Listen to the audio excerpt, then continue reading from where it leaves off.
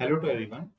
आज के लेक्चर में हम बार्क फिजिक्स का जो एग्जाम हुआ है 2021 के शिफ्ट वन में 23 को, इसमें मेमोरी बेस्ड क्वेश्चंस कुछ स्टूडेंट्स ने मुझे यहाँ पर फॉरवर्ड किए थे।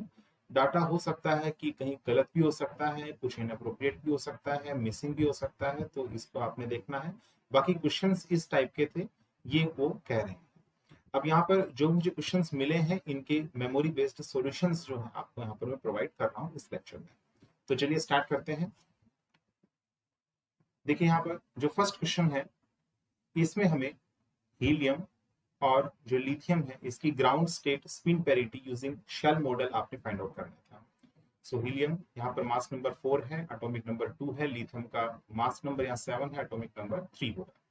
तो आप देख सकते हैं हीलियम जो है इसमें प्रोटॉन्स जो है वो कितने हैं, 2 हैं, और न्यूट्रॉन्स कितने हैं, 4 - 2, यानी ये भी क्या है, 2 है। दोनों जो हमारे पास वैल्यूज हैं वो क्या है, इवन है।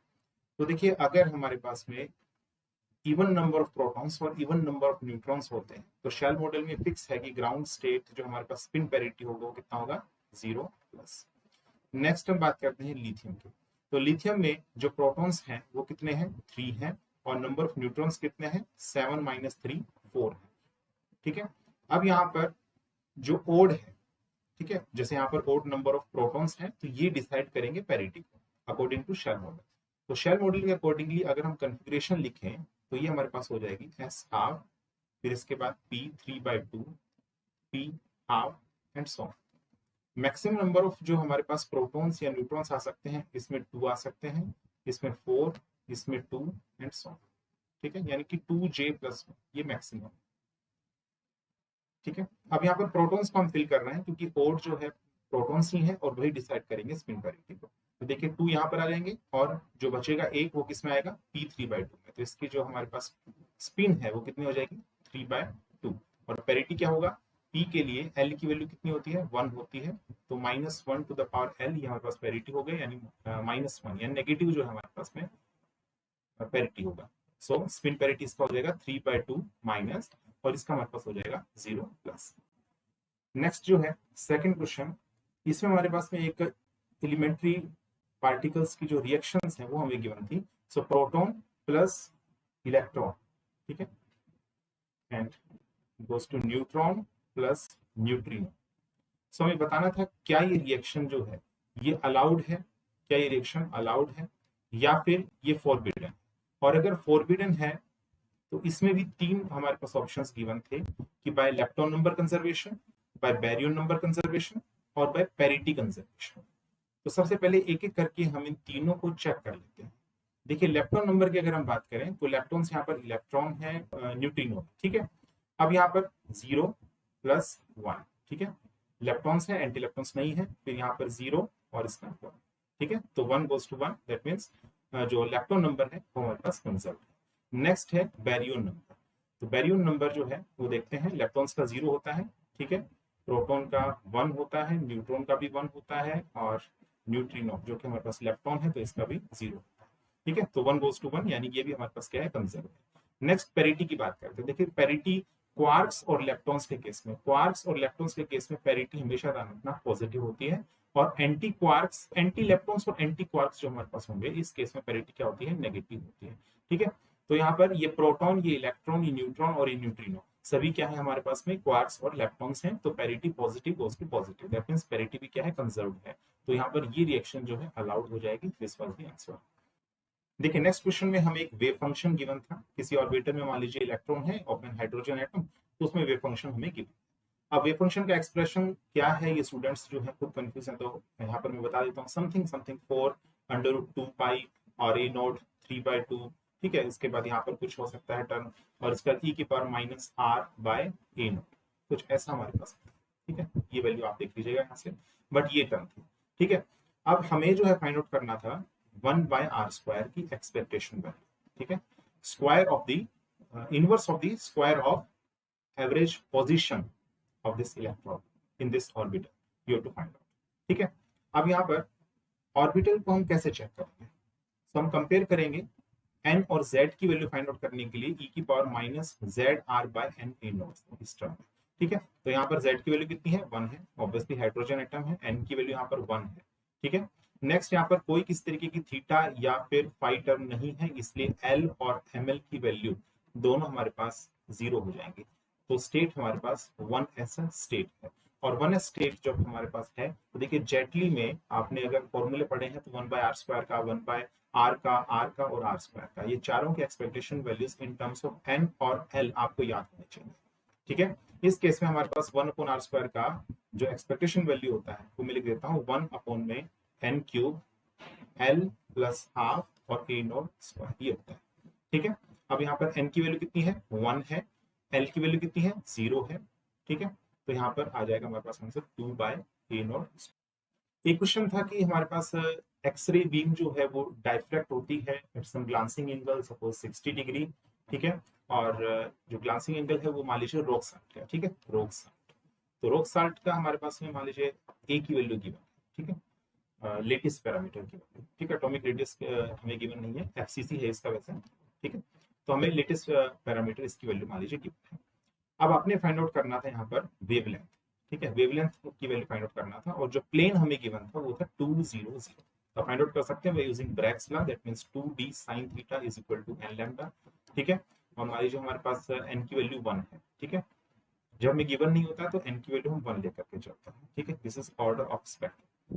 ठीक है, और या फिर डायफ्रैक्शन पैटर्न जो भी हमारे पास बन रहा है, इसका वेवलेंथ हमें फाइंड आउट करना है। d की वैल्यू यहाँ पर हो जाएगा a divided by under root of h square plus k square plus में l स्क्वायर। ठीक है, और रॉक साल्ट के लिए जैसे ए की वैल्यू हमारे पास में होती है 0.28 नैनोमीटर आई थिंक। ठीक है, 0.28 नैनोमीटर होता है। और एच के एल ये हमारे पास मिलर इंडिसेस हैं, तो यहाँ पर या प्लेन हम कह सकते हैं, तो यहाँ पर इसकी वैल्यूज हो जाएगी 2 का स्क्वायर प्लस 0 का स्क्वायर प्लस 0 का स्क्वायर। ठीक है, तो ये कैंसिल हो जाएगा, 2 आ जाएगा, 2 ये यहाँ से कैंसिल होगा 0.14 नैनोमीटर पर। और साइन थीटा, थीटा जो है 60 डिग्री है, तो अंडर रूट 3/2। ठीक है, तो यहाँ पर इस तरीके से आप फाइंड आउट करने की, ये 2 कैंसिल हो जाएगा, सो 0.14 इंटू अंडर रूट 3, इस तरीके से आप इसको कैलकुलेट कर सकते हैं। जरूरी नहीं रॉक साल्ट ही गिवन हो, मैं एक एग्जांपल है। ठीक है, बट क्वेश्चन इसी टाइप का था। नेक्स्ट हमारे पास जो लिक्विड ड्रॉप मॉडल है न्यूक्लियर फिजिक्स में, उसमें एसिमेट्री टर्म जो है, एसिमेट्री टर्म, क्योंकि बाइंडिंग एनर्जी का जो एक्सप्रेशन आता है पूरा, ठीक है, उसमें जो एसिमेट्रिक टर्म है उसका मास नंबर पर किस तरीके से डिपेंडेंसी है, ये पूछा गया था। तो देखिए एसिमेट्रिक टर्म का मास नंबर पर डिपेंडेंसी है a माइनस 2z इसका whole square divided by e। ठीक है, तो आपको ध्यान रखना चाहिए वॉल्यूम टर्म है। ठीक है, और सिमेट्रिक टर्म है, इसी तरीके से एसिमेट्रिक टर्म है, पेयरिंग टर्म है, del divided by a to the power 3/4 where del is 0 for odd neutron case. ठीक है, इस तरीके से आपने जो है याद रखना है ये formula. And del v by del z is equal to 0 for the condition of stability, most stable isomer. ठीक है, तो ये आपने ध्यान रखना, नेट में इस तरीके के क्वेश्चन आते हैं। ठीक है, देखिए नेक्स्ट क्वेश्चन जो है वो इसमें ये है कि ड्यूट्रॉन का ग्राउंड स्टेट आपसे पूछा गया था। देखिए ड्यूट्रॉन, ड्यूट्रॉन हमारे पास में है H21 से इसको डिनोट करते हैं, मास नंबर 2, और हमारे पास जो एटॉमिक नंबर है वो कितना है, 1 है। ठीक है, and it is the bound state of both neutron as well as proton. ठीक है, तो यहाँ पर Sn प्लस Sp यानी कि जो नेट स्पिन है वो हमारे पास 0 भी हो सकता है, 1 भी हो सकता है। अगर एंटी पैरेलल स्पिन है तो फिर 0 हो जाएगा, और अगर पैरेलल स्पिन है तो 1 हो जाएगा। इसके बाद अगर हम J की वैल्यू देखें तो टोटल एंगुलर मोमेंटम वो कितना होता है, इस केस में 1 होता है। ठीक है, अब यहाँ से आप L की वैल्यू निकाल सकते हैं। तो L की वैल्यू आप यूजिंग LS कपलिंग अगर आप देखेंगे तो देखिए S की वैल्यू यहाँ पर कितनी है, 1 है, J की वैल्यू कितनी है, 1 है। ये कॉम्बिनेशन अगर आप बनाएंगे तो L की वैल्यू आ जाएगी 0, 1 और 2। अगर S की वैल्यू 0, J की वैल्यू 1 आप लेकर के चल रहे हैं तो फिर यहाँ से L की वैल्यू कितनी आ जाएगी, 1 आ जाएगी। L की वैल्यू 3, 4, 5 नहीं आएंगी, यानी कि G और आगे जो हमारे पास टर्म है F, ये सब टर्म्स नहीं होंगी, S, P और D टर्म्स ही यहाँ पर इंक्लूड होंगे। मल्टीप्लिसिटी अगर हम देखें 2s प्लस 1, तो ये हमारे पास हो जाएगा या तो 1 या फिर 3। ठीक है, अब यहाँ पर अगर हम देखें तो ग्राउंड स्टेट टर्म सिंबल्स हम लिखेंगे, टर्म सिंबल्स लिख देते हैं सारे के सारे पहले, फिर इसका ग्राउंड स्टेट देखेंगे। अब यहाँ पर देखते हैं ग्राउंड स्टेट की एक देखिए प्रॉपर्टी ये होती है न्यूट्रॉन के केस में कि इवन पैरिटी होना चाहिए। ठीक है, इवन पैरिटी होना चाहिए। ठीक है, तो उससे हम बाद में टर्म सिंबल्स को यहाँ पर नेग्लेक्ट करके चलेंगे, जो भी यहाँ पर इस रूल को फॉलो नहीं करना है। सो एस और एस यहाँ पर हो जाएगा 1। ठीक है, फिर इसके बाद P और ये भी हमारे पास में हो जाएगा 1। ठीक है, और D ये भी हो जाएगा 1। ठीक है, और मल्टीप्लिसिटी इन सभी केसेस में 3 है, सो 3s 3p 3d। नेक्स्ट है 1p। ठीक है, 1p 1। तो ये हमारे पास 4 टर्म सिंबल्स आ जाते हैं। अब इन 4 टर्म सिंबल्स में से अगर हम देखें तो ये देखिए पी स्टेट, इसकी पैरिटी क्या होती है, पैरिटी हमारे पास इसकी ओड होती है, ठीक है, पैरिटी इसकी क्या होती है, ओड होती है, तो ये हम नेग्लेक्ट कर देंगे।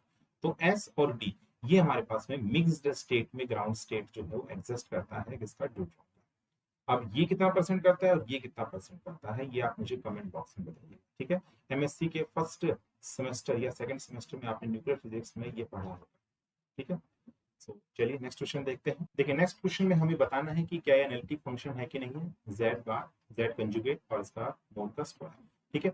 ये हमें बताना है कि ये एनालिटिक फंक्शन है कि नहीं है, डिफरेंशिएबल है कि नहीं है, डिफरेंशिएबल है तो एवरीवेयर है या फिर कैसे है। तो देखिए डिफरेंशिएबिलिटी जो है वो नहीं होगा अगर ये एनालिटिक फंक्शन भी नहीं होगा तो एनालिटिक फंक्शन देखते के साथ आप बता सकते हैं नहीं है। इसका मैं आपको बताता हूँ यहाँ पर कि शॉर्टकट क्या है, ठीक है। शॉर्टकट इसका ये है कि अगर del F by del Z conjugate, ठीक है, यानी कि ये हमारे पास मान लीजिए एफ है और जेड बार और जेड भी हो सकता है, ठीक है। अगर इसका हम डेरिवेटिव लेते हैं with respect to Z conjugate तो हमारे पास कितना आना चाहिए, 0 आना चाहिए। यहाँ पर 0 नहीं आ रहा है तो इसका मतलब एनालिटिक फंक्शन नहीं, डिफरेंशिएबिलिटी भी नहीं है। अब एक और भी आप चेक कर सकते हैं कॉची रीमन इक्वेशंस की मदद से। इसको आप लिख सकते हैं जेड बार और जेड बार पर, ठीक है, तो ये हो जाएगा जेड जेड बार, यहाँ पर हो जाएगा x प्लस आइटा वाई और x माइनस आइटा, तो ये हो जाएगा एक्स स्क्वायर प्लस और वाई स्क्वायर, ठीक है। तो u हमें गिवन है और जो हमारे पास u प्लस आइटा भी होता है v हमारे पास कितना है, 0 है इस केस में, ठीक है। तो यहाँ पर अगर आप चेक करेंगे तो सीआर इक्वेशंस में यहाँ पर फॉलो नहीं कर रहे हैं, इसका मतलब फंक्शन जो है एनालिटिकल नहीं है, डिफरेंशिएबल भी नहीं है। तो ऐसे कुछ ऑप्शंस में गिवन था कि नॉन एनालिटिक फंक्शन और डिफरेंशिएबल नहीं है, डिफरेंशिएबल एवरीवेयर है, इस तरीके से ऑप्शंस भी, तो डिफरेंशिएबल नहीं है इसका करेक्ट आंसर हो जाएगा। एक क्वेश्चन हमारे पास कैस्केटेड ऑपरेशनल एम्पलीफायर पर भी था, जिसमें 2 ऑपरेशनल एम्पलीफायर्स को जो है कैस्केड किया था आपस में। तो आपने ध्यान देना है कि जो फर्स्ट वाले का आप आउटपुट निकालेंगे तो दूसरे वाले के लिए इनपुट का काम करेगा, ठीक है। तो आप इस तरीके से कर सकते हैं। दूसरा तरीका ये है कि आप सुपरपोजिशन प्रिंसिपल का यूज कर सकते हैं, पहले को आप नेग्लेक्ट करके चलें, ठीक है, एक को आप नेग्लेक्ट करें, दूसरे वाले का जो आप आउटपुट निकालें, फिर उसके बाद दूसरे वाले को नेग्लेक्ट करें और फिर उसके बाद पहले वाले का आउटपुट निकालें और फिर दोनों को ऐड करते हैं, ये भी एक तरीका हो सकता है। और ध्यान देना है कि ऑपरेशन एम्पलीफायर में अगर इन्वर्टिंग केस बन रहा है तो जो गेन होता है वो minus R F by R I, ठीक है, ये फीडबैक रेजिस्टेंस है, इनपुट रेजिस्टेंस है। और अगर नॉन इन्वर्टिंग है तो यहाँ पर गेन का जो फॉर्मूला होता है 1 plus R F by R, ठीक है। तो ये भी हमने ध्यान रखना है, इससे क्वेश्चन आराम से हो जाता है। नेक्स्ट क्वेश्चन में हमें ये भी गिवन था कि एक सेंट्रल पोटेंशियल्स के 4 ऑप्शंस गिवन थे और हमें बताना था कि सेंट्रल पोटेंशियल में से कौन सा, ठीक, कुछ आपके पास में पोटेंशियल्स थे वैसे। तो सेंट्रल पोटेंशियल कंडीशन ये है कि सेंट्रल पोटेंशियल या सेंट्रल फोर्स जो आप चेक कर सकते हैं, सेंट्रल फोर्स कंजर्वेटिव फोर्स है, ठीक है। अब कंजर्वेटिव फोर्स की कंडीशन क्या है कि यहाँ पर कर्ल जो है वो कितना होना चाहिए, 0 होना चाहिए, तो ये आप चेक कर सकते हैं। और फोर्स जो है वो होता है ग्रेडियंट ऑफ पोटेंशियल एनर्जी, ठीक है, विद नेगेटिव साइन, ठीक है। तो ये यहाँ से आप जो है चेक करके देख सकते हैं कौन सा सेंट्रल पोटेंशियल एक्चुअल में एग्जिस्ट करता है। एक क्वेश्चन में हमारे पास 4 या फिर 5 जो है नैंड गेट्स लगाए हुए थे, इस तरीके से नैंड गेट्स जो है इस तरीके से लगाए हुए थे। इनमें हमारे पास 3 इनपुट्स थे, फॉर एग्जांपल जैसे इसको इससे कनेक्ट कर दिया, फिर इसके बाद इसको जो है इससे कनेक्ट कर दिया, इसको जो है इससे कनेक्ट कर दिया, फिर इसके बाद इन दोनों को कैस्केड करके फिर एक जो है नैंड गेट से पास करवाया गया, फिर इसके बाद यहाँ से नैंड गेट से पास करवाया गया। अब यहाँ पर P, Q और R जो है हम मान लेते हैं कि हमारे पास में 3 जो है इनपुट्स हैं। तो अब y जो है यानी आउटपुट हमारा 1 हो, इसके लिए PQR की कंडीशन आपसे पूछी गई थी कि मिनिमम जो है जैसे 2 इनपुट्स जो है वो 0 होने चाहिए, 2 इनपुट्स आपके 1 होने चाहिए, एक इनपुट आपका 0 होना चाहिए, इस तरीके से ऑप्शंस जो आपके गिवन थे। तो आपको देखिए इस केस में चेक करना ही होगा, इसमें कोई जो है शॉर्टकट नहीं लगेगा। एक्चुअल में क्या है कि नैंड गेट की प्रॉपर्टी होती है सबसे पहले तो ये कि यूनिवर्सल गेट है और साथ ही साथ अगर दोनों इनपुट्स 1 हो जाएं तो फिर आउटपुट हमें कितना प्रोवाइड करते हैं, 0 प्रोवाइड करते हैं, अदरवाइज 1 ही आता है, ठीक है। तो आप डिफरेंट डिफरेंट केसेस बनाइए, जैसे मान लीजिए हमारे पास इस नैंड गेट को आप 1 नाम दें, इसको 2 नाम दें, इसको 3, इसको 4 और इसको 5, ठीक है। फिर इसके बाद आपने पी क्यू आर की वैल्यू जो है चूज कर लेंगे, जैसे 1 1 1 1 0 0 0 0, ठीक है। फिर इसके बाद 1 0 1 1 1, ठीक है, 1 1 0 0 1 1 0 0, ठीक है, 1 0 1 0, इस तरीके से, ठीक है। और फिर इसके बाद आपने फर्स्ट वाले का देखना है, ठीक है, फर्स्ट वाले का आपने लिख लेना है, फिर सेकंड वाले का, फिर थर्ड वाले का, और इस तरीके से आप इस वाली कंडीशन चेक कर सकते हैं, ठीक है। थोड़ा सा लेंथी है, बाकी कर लेंगे। ठीक है। तो ये पेपर वैसे कैलकुलेटिव था ज्यादा, और पिछली बार से थोड़ा सा जो है हम देखें तो कैलकुलेशन बेस्ड था। इसके अलावा न्यूक्लियर फिजिक्स, एटॉमिक फिजिक्स, यानी कहीं तो मॉडर्न फिजिक्स जो है वो ज्यादा क्वेश्चन आ रखे थे इस साल। ठीक है, चलिए नेक्स्ट क्वेश्चन देखते हैं। नेक्स्ट क्वेश्चन जो है वो इलेक्ट्रॉनिक से डी बाई ए कन्वर्टर से बेस्ड था। एक 8 bit D by A converter आपको गिवन है। इसके अलावा आपको फुल स्केल आउटपुट गिवन है, फुल स्केल आउटपुट। ठीक है, ये आपको गिवन है 2 milli ampere. Full scale error आपको गिवन है, इट इज प्लस माइनस 0.5%। और इनपुट आपको गिवन है, इनपुट 10000000 7 टाइम्स 0। ठीक है, और आपसे पूछा है range of output, range of output आपसे पूछा है। ठीक है, तो सबसे पहले तो आप आउटपुट निकालिए। आउटपुट हम देखते हैं, आउटपुट हो जाएगा नेट आउटपुट। अगर हम देखें तो input into step size, input into step size. Input जो है वो कितना है 100, इस तरीके से हमारे पास में गिवन है। तो इसको हम कन्वर्ट कर लेते हैं सबसे पहले तो। ठीक है, इसको कन्वर्ट करें तो ये हो जाएगा 2 टू द पावर 7। ठीक है, ये हो जाएगा 128। तो 128 इंटू स्टेप साइज। तो स्टेप साइज होता है हमारे पास में जो ये 2 मिली एम्पियर। फुल स्केल कितना गिवन है, तो 2 मिली एम्पियर गिवन है, डिवाइडेड बाय, फिर इसके बाद यहाँ पर हो जाएगा नंबर ऑफ कंपेरेटर्स कितनी यूज किए गए, 2 टू द पावर n-1। तो यहाँ पर हो जाएगा n की वैल्यू कितनी गिवन है, 8 बिट है, तो ये हो जाएगा 2 टू द पावर 8-1, यानी ये हो जाएगा 256 और माइनस में 1, दैट मीन्स 255। ठीक है, तो इसका आप सोल्व कीजिएगा। 128 into 2 divided by 255 milli ampere. इसको सोल्व करेंगे तो आपके पास आंसर आएगा 1004 माइक्रो एम्पियर ऑलमोस्ट। ठीक है, तो हमारे पास एरर कितने का है, एरर हमारे पास plus minus 0.5 full scale output का है। ठीक है, तो अगर हम यहाँ पर एरर देखें, एरर या एब्सोल्यूट एरर आप कह सकते हैं, ये हम चेक करें तो कितना आ जाएगा 2 मिली एम्पियर। ठीक है, इसका 0.5%। ठीक है, प्लस माइनस, तो हमारे पास आ जाएगा 5 divided by 100 into milli ampere. So it is almost ये आ जाएगा 10 माइक्रो एम्पियर। ठीक है, तो 10 माइक्रो एम्पियर, वो भी प्लस माइनस। ठीक है, तो अगर माइनस करेंगे तो आ जाएगा 994 990। ठीक है, 994 मिली माइक्रो एम्पियर। ठीक है, एंड अगर प्लस 10 करेंगे तो आ जाएगा 1014 माइक्रो। ठीक है, तो इसके बीच में रेंज जो है वो लाई करेगा आउटपुट का। ठीक है, चलिए नेक्स्ट क्वेश्चन देखते हैं। नेक्स्ट क्वेश्चन न्यूक्लियन न्यूक्लियन जो फोर्स होता है उसके कैरेक्टरिस्टिक्स से बेस्ड क्वेश्चन था। न्यूक्लियन न्यूक्लियन फोर्स यानी कि न्यूक्लियर फोर्स के कैरेक्टरिस्टिक्स से बेस्ड। देखिए न्यूक्लियर फोर्सेस के कैरेक्टरिस्टिक्स अगर हम देखें तो देखिए जो ऑप्शंस में गिवन था उसको हम देख लेते हैं एक बार। 4 ऑप्शंस गिवन थे। सबसे पहला तो है कि चार्ज पर डिपेंड नहीं करता, चार्ज इंडिपेंडेंट है। बिल्कुल सही बात है, चार्ज पर इंडिपेंडेंट है क्योंकि न्यूट्रॉन न्यूट्रॉन, प्रोटॉन प्रोटॉन और न्यूट्रॉन प्रोटॉन, इन सब का कैरेक्टर जो है वो सेम होता है।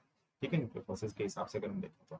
सेकंड हमारे पास था कि स्पिन, स्पिन इंडिपेंडेंट होता है, स्पिन इंडिपेंडेंट। तो ये हमारे पास स्टेटमेंट गलत होता है। स्पिन डिपेंड करता है। अगर पैरेलल स्पिन है तो ज्यादा न्यूक्लियर फोर्स लगता है, एंटी पैरेलल है तो कम न्यूक्लियर फोर्स लगता है, तो स्पिन पर ही डिपेंड करता है। ठीक है, थर्ड यहाँ पर है कि एक्सचेंज करेक्टर का है, एक्सचेंज करेक्टर। तो बिल्कुल सही, एक्सचेंज करेक्टर का होता है न्यूक्लियर फोर्स। आपने पढ़ा होगा युकावा थ्योरी ऑफ मेसन्स में कि न्यूट्रॉन्स जो है they can exchange themselves by an intermediate particle which is called meson. ठीक है, तो ये आपने पढ़ा होगा। its value is its mass value is 200 times the mass of electron. ठीक है, and the velocity is comparable to speed of light. Next यहाँ पर है इट इज टेंसर। ठीक है, टेंसर फोर्स, तो बिल्कुल सही है। Nuclear force is a type of tensor force. ठीक है, and it is also known central force, non central force का एग्जांपल है। ठीक है, टेंसर फोर्स, क्योंकि आपने टेंसर ऑपरेटर इसके अंदर पढ़ा होगा S12। ठीक है, इसकी वैल्यू आपने पढ़ी होगी MSc के अंदर। ठीक है, इसकी वैल्यू होती है 3 of sigma 1 dot r sigma 2 dot r। इसकी वैल्यू डिपेंड करती है स्पिन के ओरिएंटेशन पर और जो डिस्टेंस है न्यूक्लियस से। ठीक है, उस पर हमारे पास डिपेंड करेगा। So divided by r square minus में सिग्मा डॉट। ठीक है, ऐसा आपने क्वेश्चंस भी करे होंगे ट्रिपलेट और सिंगलेट स्टेप्स के बेसिस में। ठीक है, अपने सिग्मा 1 सिग्मा 2 की वैल्यू लिया होगा इसके हिसाब से। ठीक है, एक क्वेश्चन हमारे पास इस तरीके से था, श्योर नहीं है but h cut c by 2 mp, इसका हमारे पास में इसकी वैल्यू फाइंड आउट करना है। ठीक है, अब यहाँ पर जो एनर्जी है वो मेगा इलेक्ट्रॉन वोल्ट में गिवन है, मास जो है वो हमारे पास में मेगा इलेक्ट्रॉन वोल्ट पर सी स्क्वायर में गिवन है, लैम्डा जो है वो एंगस्ट्रॉम में गिवन है, इस तरीके से हमारे पास गिवन है। ठीक है, तो आप फाइंड आउट कर सकते हैं सिंपली। आपने क्या करना है, देखिए जो मास है वो मेगा इलेक्ट्रॉन वोल्ट पर सी स्क्वायर में, तो ध्यान रखना मास जो प्रोटॉन का होता है कितना होता है 938 ठीक है, 938 पॉइंट समथिंग ही होता है, बट 938 आप ले सकते हैं मेगा इलेक्ट्रॉन वोल्ट पर सेकंड। ठीक है, फिर इसके बाद एच कट सी है। ठीक है, तो इसको आप देख सकते हैं एच बाई 2 पाई इंटू में सी, तो एच सी यहाँ पर ये इसको आप चेंज कर सकते हैं। देखिए एच सी की वैल्यू फिक्स होती है, अगर आपने देखा हो तो 1240 इलेक्ट्रॉन वोल्ट नैनोमीटर, और मेगा इलेक्ट्रॉन वोल्ट में कन्वर्ट करने के लिए 10⁻6 आप मल्टीप्लाई कर दीजिए, और नैनोमीटर को एंगस्ट्रॉम में कन्वर्ट करने के लिए आप 10⁻⁻1 से जो है मल्टीप्लाई कर दीजिए। ठीक है, 10⁻5 आ जाएगा, तो आप इस तरीके से सॉल्व कर लीजिए जो आपसे पूछा गया। ठीक है, नेक्स्ट एक बिल्कुल सिंपल सा क्वेश्चन था, रेजिड्यू आपने फाइंड आउट करना है। जो फंक्शन आपके पास में गिवन है complex function, it is 5z minus में 1 इसका whole square divided by 1 minus z given. तो अगर हम चेक करें कि सिंगुलरिटी कहाँ पर लाई कर रही है, तो z इज इक्वल टू 1 पर एक सिंपल पोल है, और सिंपल पोल के लिए जो रेसिड्यू का फॉर्मूला होता है it is z minus z naught f of z। ठीक है, and you can check it z is equal to 1 पर, तो यहाँ पर हो जाएगा z माइनस 1 5z माइनस 1 का whole square divided by 1 minus z। ठीक है, इससे माइनस 1 पर कैंसिल हो गया, z इज इक्वल टू 1 पर हम चेक कर रहे हैं, 1 यहाँ पर पुट करेंगे तो 5 माइनस 1 इज इक्वल टू 4 का square 16, so answer is minus 16। ठीक है, एक question expectation value of energy पर पूछा हुआ है, वेव फंक्शन आपको गिवन है 1/2 ऑफ साई नॉट। ठीक है, ग्राउंड स्टेट है इसका, one dimensional simple quantum harmonic oscillator का। ठीक है, प्लस में नेक्स्ट 3/2, और ये फर्स्ट सेटेड स्टेट है। आपने एक्सपेक्टेशन वैल्यू एनर्जी का फाइंड आउट करना है, बिल्कुल इजी क्वेश्चन है ये। ठीक है, देखें तो ये नॉर्मलाइज्ड है पहले से ही, 1/4 प्लस 3/4 इज इक्वल टू 1 आ रहा है। ठीक है, तो यहाँ पर इसकी वैल्यू हो जाएगी P1 E1 plus P2 E2। ठीक है, divided by P1 plus P2, जो कि हमारे पास में कितना वैल्यू है 1 है इसका। So answer will be 1/4 into ground state of one dimension, तो होता है 1/2 h कट ओमेगा प्लस में 3/4 इनटू 3/2 h कट ओमेगा। ठीक है, तो ये हो गया 9 plus 1 which is 10, so 10 divided by 8। ठीक है, h कट ओमेगा, और इसके बाद सिंपली 5/4 h कट ओमेगा। ठीक है, कम्यूटेटर की वैल्यू फाइंड आउट करनी है Lx, Ly, Lz।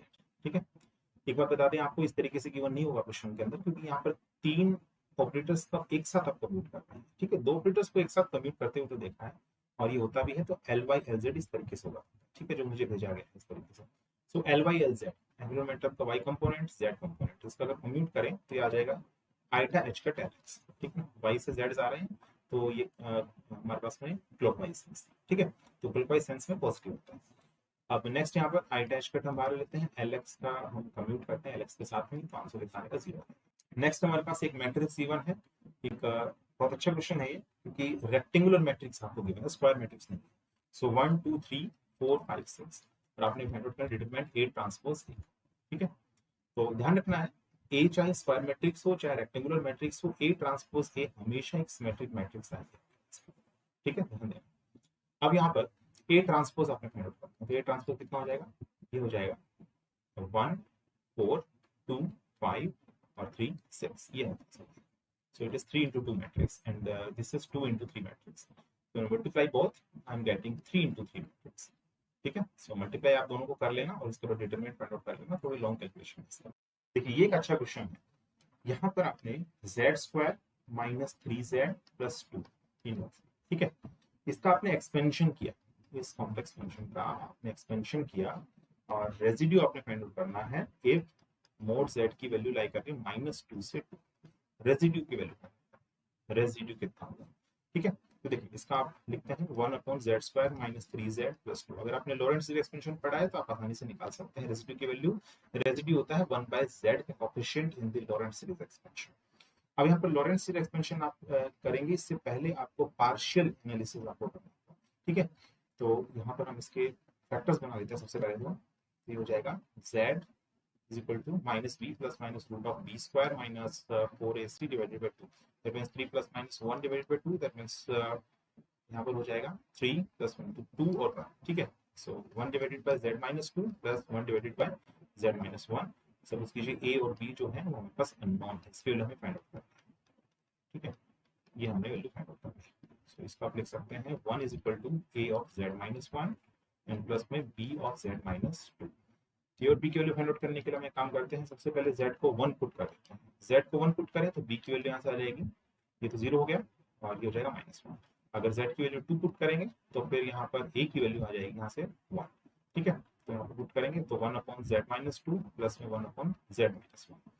अब देखें तो देखिए इस केस में ये तो सिंपल है, -1 जो है आप कॉमन ले सकते हैं, यहाँ से -2 आप ले सकते हैं। सकते हैं। क्यों ले सकते हैं, देखिए इसका कारण ये है, यहाँ पर अगर मैं देख रहा हूँ तो z का जो मॉड्यूलस है वो लेस देन 2 है, तो हमेशा ध्यान रखना होता है लेरोन-सीर एक्सपेंशन में हम उस टर्म को कॉमन लेते हैं जो बिगर टर्म होती है। तो यहाँ पर 2 जो है ये हमारे पास क्या है, बिगर टर्म, ठीक है। देन z, तो 2 को जो है आप यहाँ से कॉमन ले लें और यहाँ से आप 1 को कॉमन ले लें, क्योंकि z इज लेस देन 2 है, ठीक है। अब यहाँ पर कितना हो जाएगा, 1/2 z माइनस 1, ठीक है, माइनस में 1 ये हो जाएगा, यहाँ पे काम कर सकते हैं, ये a की वैल्यू 1 है तो सिंपली आप इसको z माइनस 1 का इनवर्स ले लीजिए, ठीक है। तो यहाँ से हो जाएगा 1/2 और z माइनस 1 का इनवर्स, ठीक है, इधर भी z माइनस 1 का इनवर्स है, ठीक है। तो अगर आप प्रोडक्ट एक्सपेंशन, बाइनोमियल एक्सपेंशन अगर आप यहाँ पे यूज करेंगे तो कभी भी 1/z का ऑप्शन तो आएगा ही नहीं, इसका मतलब रेसिड्यू कितना हो जाएगा, 0 हो जाएगा। देखिए नेक्स्ट क्वेश्चन है कि आपने फाइंड आउट करना था कि कौन सी मैक्सवेल इक्वेशन को यूज किया जाता है कि आप मैग्नेटिक फील्ड एक सोलेनॉइड के लिए फाइंड आउट कर सकें। सोलेनॉइड के लिए मैग्नेटिक फील्ड के लिए अगर हम फाइंड आउट करते हैं तो आपने 12th क्लास में भी पढ़ा होगा, हम यूज करते हैं equation B.dl is equal to mu naught, ठीक है। एक एम्पीरियन लूप को हम कंसीडर करते हैं जो कि रेक्टेंगुलर शेप का होता है, ठीक है, जिसका half part inside the solenoid exist कर रहा है, हाफ पार्ट बाहर एग्जिस्ट कर रहा है, ठीक है। तो आप इस तरीके से फाइंड आउट करते हैं यहाँ से मैग्नेटिक फील्ड, ये हमारे पास इंटीग्रल फॉर्म में गिवन है। अब ये ऑप्शन में नहीं था, इंटीग्रल फॉर्म की बजाय डिफरेंशियल फॉर्म में आपसे पूछा गया था, तो ध्यान देना है आपने, इसकी वैल्यू आ जाएगी यहाँ से del cross B is equal to mu naught J. ये जो आया है हमारे पास में एक इक्वेशन हमने यूज करी है यहाँ पर, which is Stokes theorem. Stokes theorem का आप यहाँ पर यूज कर सकते हैं, ठीक है। यहाँ पर जस्ट ये हो जाएगा del cross B dot D S, ठीक है, D S is the area, ये नीचे जाएगा यहाँ पर, और current by area it is the current density, ठीक है। तो ये हमारे पास आ जाएगा दिस और नेक्स्ट वन। नेक्स्ट जो है वो है लैप्लेस ट्रांसफॉर्म, आपने फाइंड आउट करना था एक्स क्यूब, एक फंक्शन है एक्स क्यूब इसका। तो देखिए ध्यान रखना है t की पावर n का हमारे पास लैप्लेस ट्रांसफॉर्म होता है n factorial divided by a to the power s to the power n plus 1, ठीक है। तो यहाँ पर हो जाएगा 3 factorial divided by s to the power 3 plus 1, that means 6 divided by s to the power 4। So next one, ये question normal force से based इस टाइप से, हमारे पास ये एक पोटेंशियल वेल है और ये दो पॉइंट्स जो है कंसीडर करें हैं ए और बी, तो आपने नॉर्मल फोर्स से जो है उसको कंपेयर करना है पॉइंट सी और पॉइंट बी पर। तो ऑब्वियसली देखो पॉइंट्स, देखो नॉर्मल फोर्स जो होता है, नॉर्मल फोर्स किस पर डिपेंड करता है, सिर्फ और सिर्फ किस पर डिपेंड करेगा, मास पर। अगर हमने इन दोनों पार्टिकल्स का अज्यूम किया है कि दोनों का मास सेम है तो नॉर्मल फोर्स सेम होगा, क्योंकि ए और बी पॉइंट्स दोनों कैसे हैं, इक्विलिब्रियम पॉइंट्स, इक्विलिब्रियम पॉइंट्स, ठीक है। इक्विलिब्रियम पॉइंट्स पर जो फोर्स होता है कितना होता है, 0 होता है, या फिर du by dx, यानी कि जो पोटेंशियल एनर्जी है इसका अगर हम फर्स्ट डेरिवेटिव देखें तो वो 0 आता है। तो नेट फोर्स यहाँ पर कितना लग रहा है, उसके ऊपर 0 लग रहा है, ठीक है, क्योंकि हमारे पास क्या है, इक्विलिब्रियम पॉइंट्स कैसे वाले हैं, अनस्टेबल, कि आप जैसे कोई बॉल रखेंगे यहाँ पे, इधर उधर इसको जो फोर्स लगाएंगे तो ये इसका टाइम पीरियड जो है कितना हो जाएगा, इनफिनिटी ऑफ ऑस्किलेशन, ठीक है। तो ये क्वेश्चन जो है नेट में आया हुआ है, ठीक है। तो ये ध्यान देना है ये वाला चीज कि यहाँ पर जो नॉर्मल फोर्स है वो ए और बी पॉइंट्स पर उनका मैग्नीट्यूड सेम है, क्योंकि डिपेंड करता है मास पर। लास्ट क्वेश्चन हमारे पास एक जो है कॉम्प्लेक्स इंटीग्रल आपने सॉल्व करना है just, so tan hyperbolic z divided by z dz, ठीक है, इसकी वैल्यू आपने फाइंड आउट करनी है। तो देखो tan हाइपरबोलिक z, ये जितने भी हाइपरबोलिक फंक्शंस हैं इनका आपको एक्सपेंशन आना चाहिए, ठीक है, इससे कैलकुलेशन ज्यादा इजी पड़ जाता है, क्योंकि रेसिड्यू जो है 1/z ये आप फाइंड आउट कर सकते हैं, सिंपली इसका कोएफिशिएंट देख करके रेसिड्यू जो है आराम से मालूम कर सकते हैं, ठीक है। रेसिड्यू आपको मालूम हो गया, ठीक है, और यहाँ पर क्या लग रहा है, सर्कल लग रहा है, तो 2 पाई आइटा से आपको मल्टीप्लाई करना होगा किसको, रेसिड्यू को। देख लेते हैं एक बार, देखो tan हाइपरबोलिक z, तो tan हाइपरबोलिक z का जो एक्सपेंशन है वो ध्यान रखना है, tan हाइपरबोलिक x का होता है x minus x cube by 3 plus x की power 5 by 15 and so on पे इनफिनिटी, इतना याद रख लीजिए बस, ठीक है। तो यहाँ पर हो जाएगा ये z हो जाएगा z minus Z cube by 3, इस तरीके से जाएगा, तो 1/z का कोएफिशिएंट कितना आएगा, z बाई जेड स्क्वायर यानी 1 आ जाएगा, ठीक है। सो 1 को सिंपली आपने 2 पाई से मल्टीप्लाई कर दें, आंसर विल बी 2 पाई। तो कुछ मेमोरी बेस्ड क्वेश्चंस जो है वो यहाँ पे मेरे पास जो आए हैं उनके मैंने सॉल्यूशन आपको प्रोवाइड किए हैं। सो होप आपको आज का लेक्चर समझ में आया होगा, और नेक्स्ट जो बार का एग्जाम है वो कल है। सो सभी स्टूडेंट्स के लिए जो कल एग्जाम दे रहे हैं उनको बेस्ट ऑफ लक, और अच्छे से तैयारी करके जाइए, और एक्यूरेसी जो है और वो आपने मेंटेन किया होगा उसको वहां पर भी बरकरार रखिए। So best of luck and thank you.